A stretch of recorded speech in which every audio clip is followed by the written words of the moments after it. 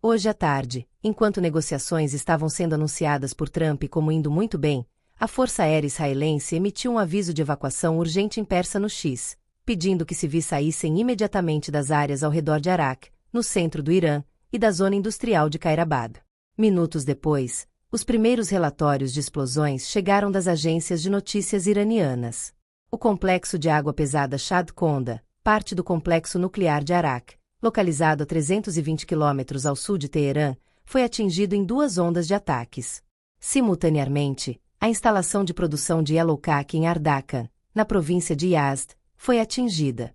E em seguida, 2 das maiores siderúrgicas do Irã, Khuzestan Steel e Mobarak Steel, foram atacadas, com ao menos uma pessoa morta e 15 feridas numa das fábricas. A Organização de Energia Atômica do Irã disse que os ataques não causaram vítimas nas instalações nucleares e que não houve risco de contaminação radioativa. A IRGC, a Guarda Revolucionária Islâmica, disse imediatamente que vai retaliar. E o ministro das Relações Exteriores iraniano Abbas Araghchi disse que o Irã vai cobrar um preço pesado pelos crimes israelenses. Bem-vindos ao Plenário Aberto.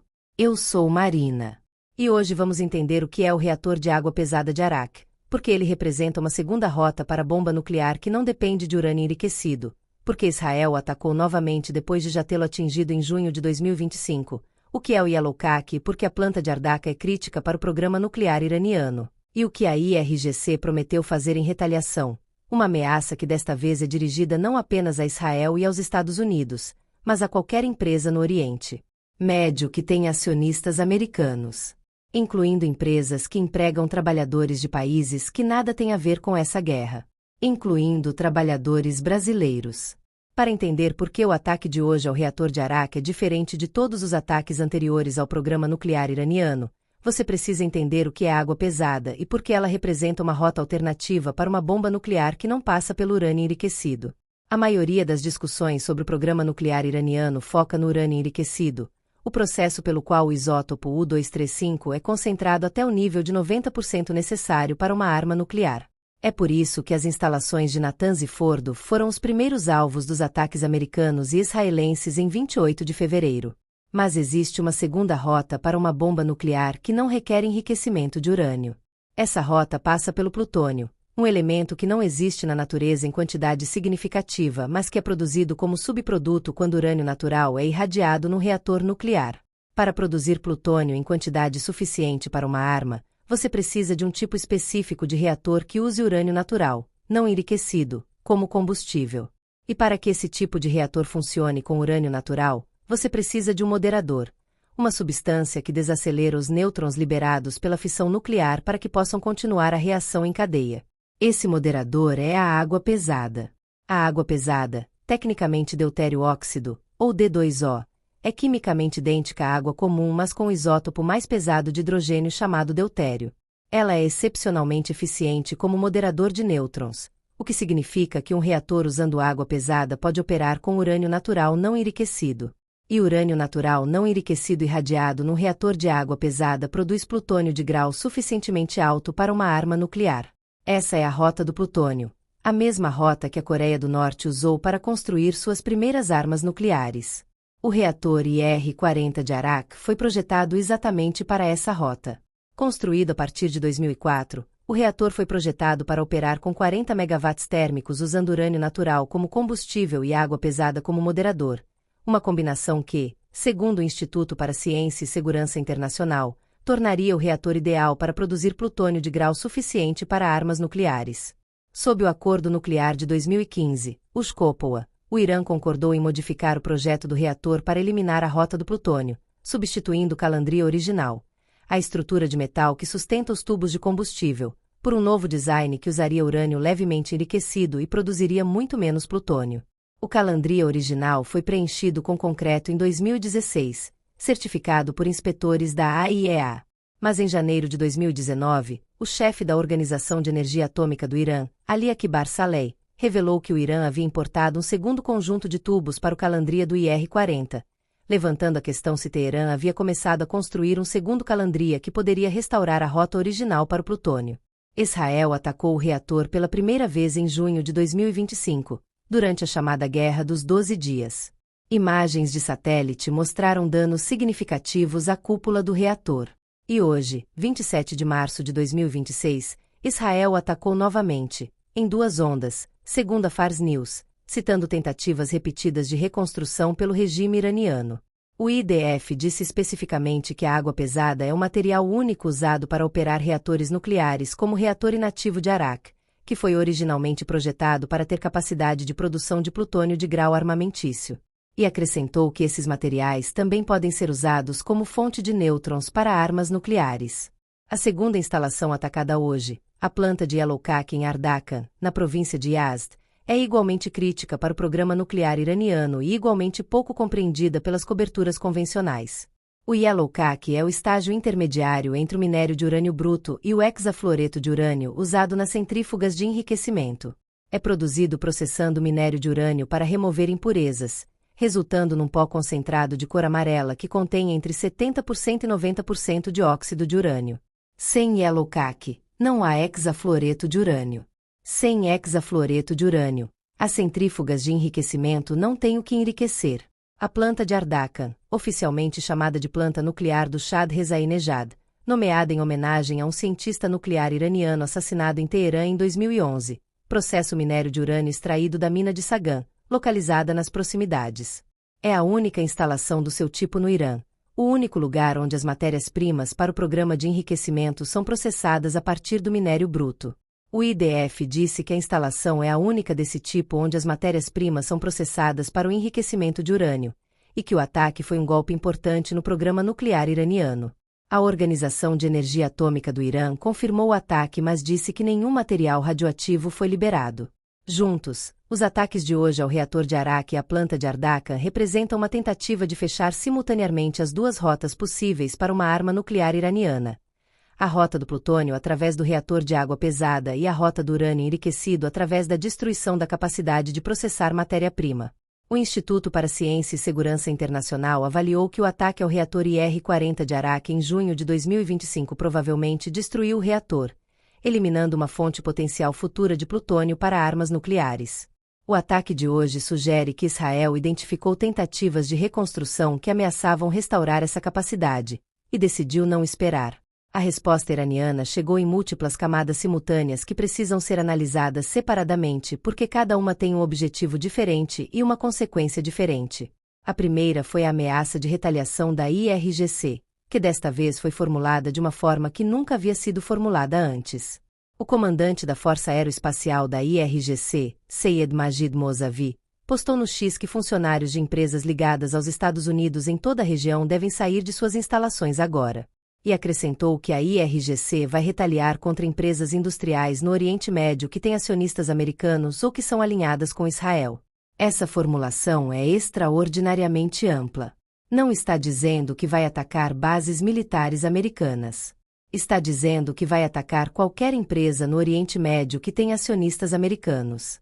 Isso inclui refinarias de petróleo, instalações de gás natural, complexos petroquímicos, fábricas de qualquer setor. Os Emirados Árabes têm dezenas de bilhões de dólares em investimentos americanos. A Arábia Saudita tem parcerias com empresas americanas em praticamente todos os setores da economia. O Kuwait, o Catar, o Bahrein, todos têm presença americana significativa no setor privado. Se a IRGC cumprir essa ameaça, não está apenas atacando instalações militares. Está atacando a economia inteira do Golfo Pérsico.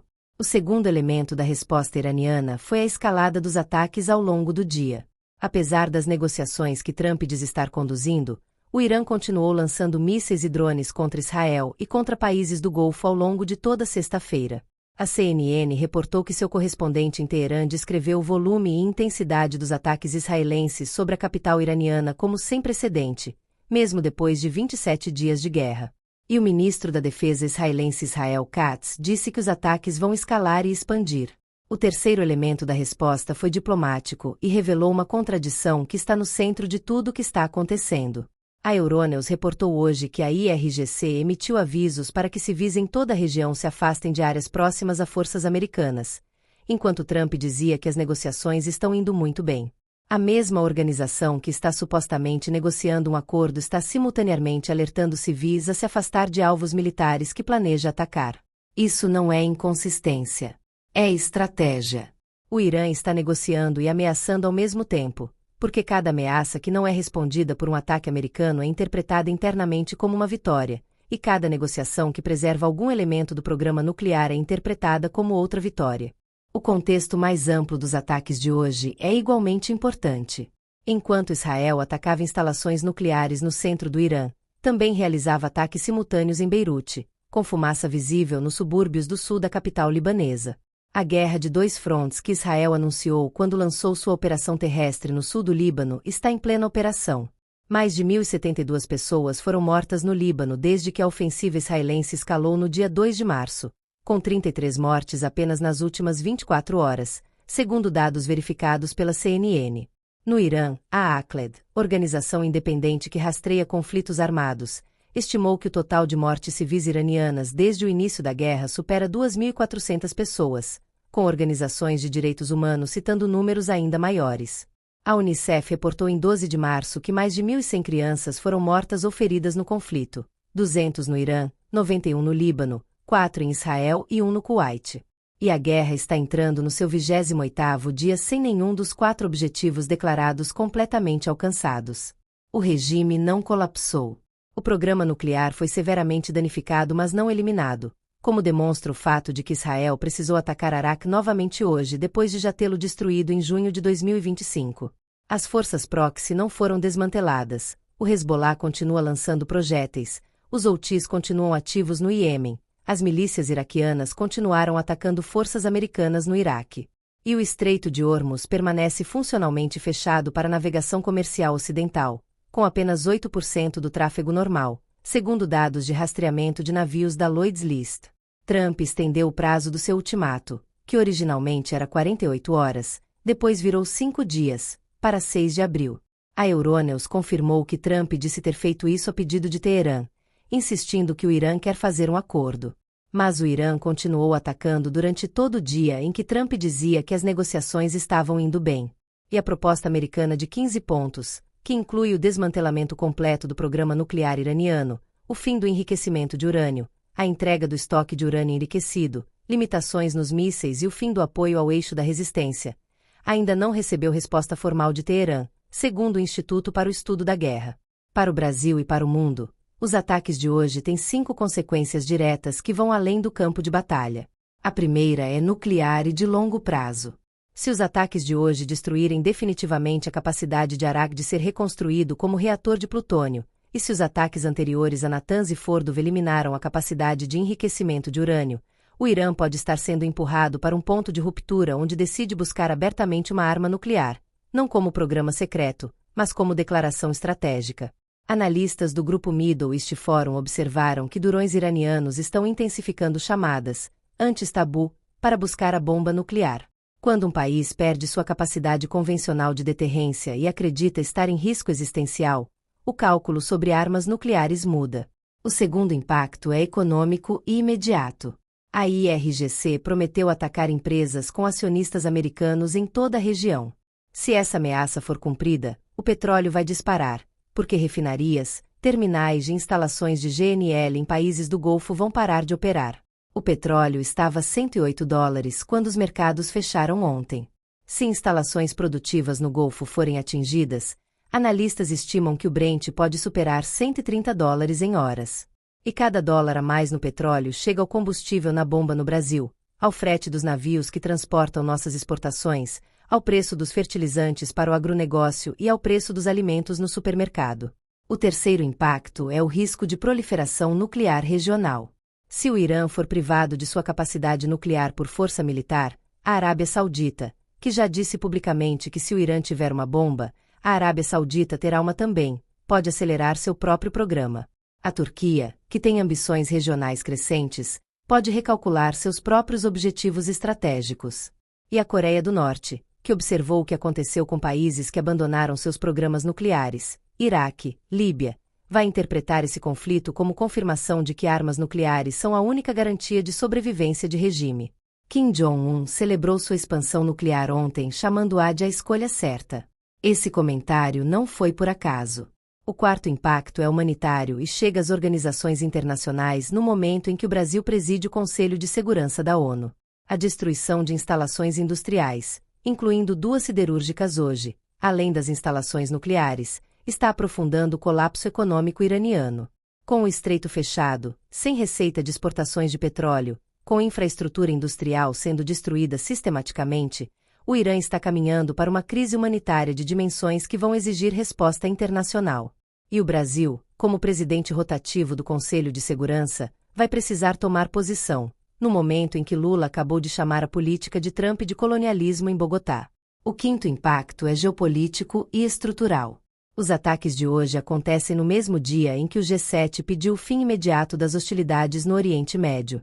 A França, a Alemanha, o Reino Unido, o Japão, o Canadá e a Itália estão todos pedindo o encerramento da guerra, enquanto os Estados Unidos, membro do G7, continuam conduzindo ataques. Essa divisão dentro do G7 é histórica. Nunca na história do grupo um membro conduziu uma guerra ativa enquanto os outros membros pediam seu encerramento. Isso não é apenas uma briga diplomática. É uma ruptura estrutural na arquitetura de segurança ocidental que vai levar anos para ser reparada, independentemente de como essa guerra termine. Israel atacou o reator de água pesada de Arak pelo segundo dia nessa guerra, citando tentativas repetidas de reconstrução. Atacou a única planta de Yellowcake do Irã, cortando o fornecimento de matéria-prima para o enriquecimento. Atacou 2 das maiores siderúrgicas do país, aprofundando o colapso industrial. E a IRGC prometeu retaliar atacando qualquer empresa no Oriente Médio com acionistas americanos. Trump diz que as negociações estão indo muito bem. O Irã continuou atacando durante todo o dia em que Trump dizia isso. O prazo do ultimato foi estendido para 6 de abril, a terceira versão de um prazo que começou como 48 horas, virou 5 dias e agora é 2 semanas. O Estreito de Hormuz permanece funcionalmente fechado. O petróleo permanece acima de $100. E a guerra que Trump disse que acabaria em semanas está no seu 28º dia sem nenhum dos 4 objetivos completamente alcançados, com Israel atacando instalações que já havia destruído em junho de 2025, sugerindo que o programa nuclear iraniano tem uma capacidade de recuperação que os bombardeios sozinhos não conseguem eliminar permanentemente. A pergunta que os próximos dias vão responder é se as negociações que Trump está descrevendo como indo muito bem são reais, ou se são a versão mais recente do mesmo gerenciamento de mercado que vimos quando Trump ligou para a CBS antes do fechamento dos mercados e quando postou o ultimato de 48 horas que não cumpriu. Enquanto isso, o reator de Arak foi atacado novamente. A planta de Yellowcake foi destruída. E a IRGC está pedindo para trabalhadores de empresas americanas saírem de suas instalações agora. Deixe sua resposta nos comentários. Se inscreva no Plenário Aberto. O próximo capítulo. O que acontece se a IRGC cumprir sua ameaça contra empresas americanas no Golfo? Já está sendo preparado.